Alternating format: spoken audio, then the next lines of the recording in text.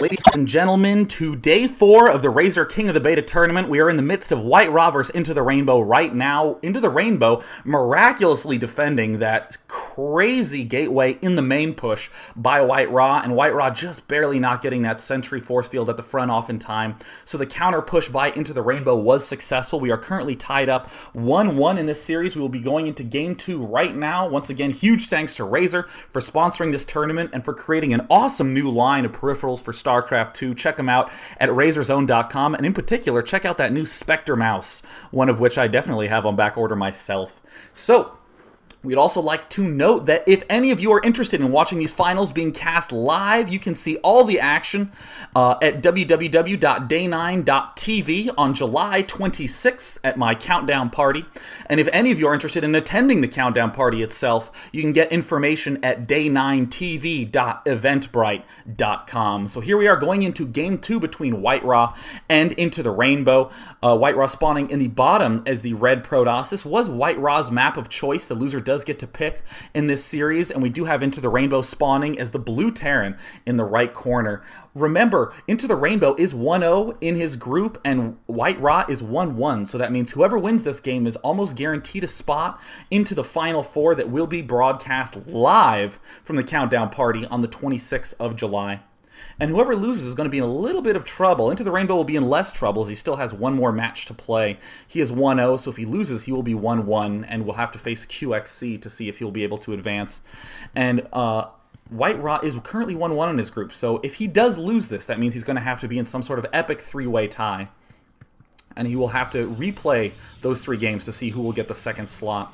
So WhiteRa is now building a gateway in his main. Typical time, right on 12, and is scouting with a probe right off the bat. Wants to make sure he can find exactly where his opponent is and know exactly what sort of weird, funky opening IntoTheRainBOw's doing. And ooh, this is always a little bit of a giveaway whenever you see the barracks just slightly off to the side, because what this means is that a tech lab or a reactor is going to be going down there relatively early. Most players would make that tight if they were, in fact, just going for a regular wall-in and teching. So looks like WhiteRa knows exactly where IntoTheRainBOw is at this, at this point in time, and a little bit of worker battling, and oh my god, IntoTheRainBOw taking out WhiteRa's worker. That's a bit of a blunder by WhiteRa. WhiteRa needed to pull that back, recharge those shields, and then he would be in good shape. Typical time, orbital command, no sort of funky cheese going on from WhiteRa, and one Marine popping out right now. Almost certainly another add-on coming down soon. So WhiteRa playing a little bit normally, but I will admit that's very easy to get shaken up when that sort of thing happens. When you do end up seeing, you know, your first worker die right at the front of your opponent's main. You didn't even get the chance to see if he had gassed yet. That's always a big problem, not knowing if that gas geyser's down, as early expanding is somewhat popular on this map. And oh, a hidden factory from IntoTheRainBOw wants to do a little bit more aggression in the early stages of the game. Looks like that was a little bit of a juke there. Oh no, there's finally the tech lab going down. A little bit delayed, but WhiteRa is certainly going to expect some sort of delayed marauder push and is not going to be spotting this factory anytime soon. These shrubs shroud those from being spotted by any scouting worker. And meanwhile, in WhiteRa's main, he is just doing everything normally, throwing down a pylon. Oh, if he had built this pylon a little bit to the left, he would have been able to see that there was a factory morphing. Looks like, oh, IntoTheRainBOw trying to do a little snipe on this probe. WhiteRa might be able to control it to get away. Ooh, nice feint there, trying to get out in time, and it does work for WhiteRa. No warp gate yet for WhiteRa. Oh my goodness, and getting a Stargate. We saw WhiteRa demolish QXC with 2 fast Void Ray plays. QXC favoring that very fast Hellion push, and oh my god, is this Starcraft 1? Is he going to float this factory into the main? Or is this, I dare say, a scouting factory? That'd be a pretty expensive scout. I would just, you know, spend a scan, but IntoTheRainBOw, he's a top Korean player. He gets to do that sort of thing. And look at WhiteRa just juking back once to see exactly what's coming. A small Marine Marauder push, and oh, look at this!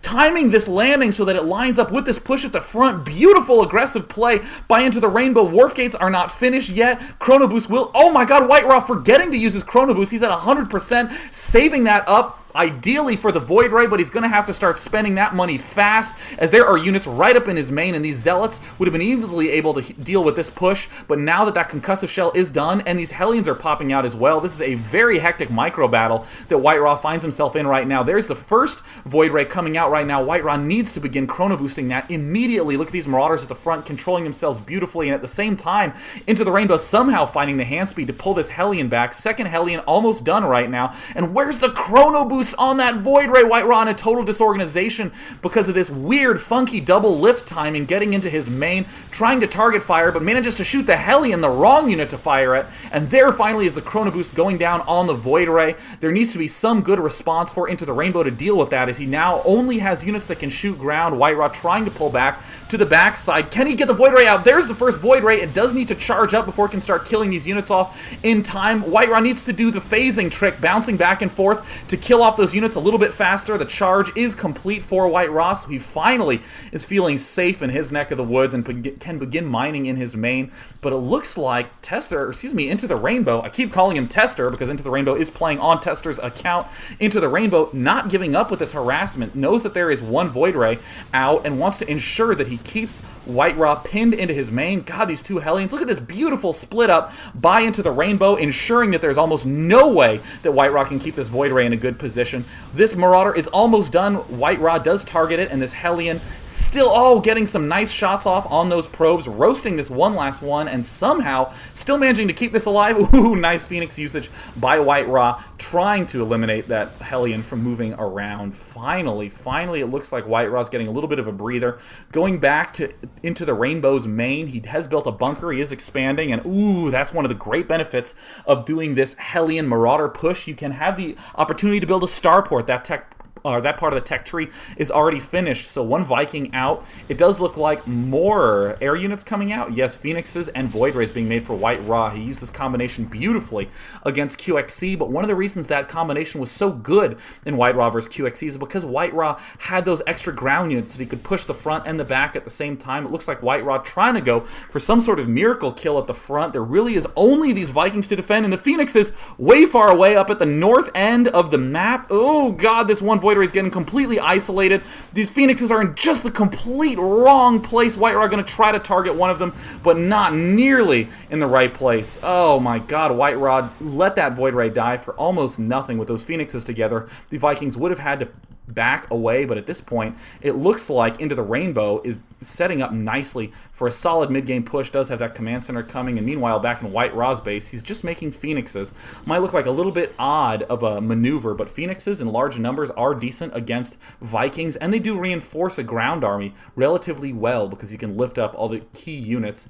But only one work gate out right now for WhiteRa. IntoTheRainBOw in a much better position, thanks to that early harassment, that great factory lift. The factory does appear to be dead at this point, but look at IntoTheRainBOw ramping up the aggression again. Phoenix is in the back, lifting up some of these units, but it looks like IntoTheRainBOw doesn't even care. He's just going directly for the jugular, hitting WhiteRa's main. No sentry again. Can't possibly throw down a force field. Wouldn't even matter much because the Vikings are there to be able to land, and here are the Vikings landing, just progressing. The combination of the Vikings with the concussive shell and those Marauders is just too much, and WhiteRa says good game. So WhiteRa currently 1-2 in his group. His games are done for the Razor King of the Beta tournament, unless there is some sort of crazy three-way tie that we end up seeing where IntoTheRainBOw would have to go 3-0 in his group for that to happen. So currently, it appears that IntoTheRainBOw will likely be one of the members advancing from his group, as he is 2-1. The one player who has not played much of his games is QXC. We will see him on days 5 and 6, that is tomorrow and Friday. We will be going into Series 2, Huck vs. Tester, in just a minute. As usual, brief break between the games. See you in about 1 minute.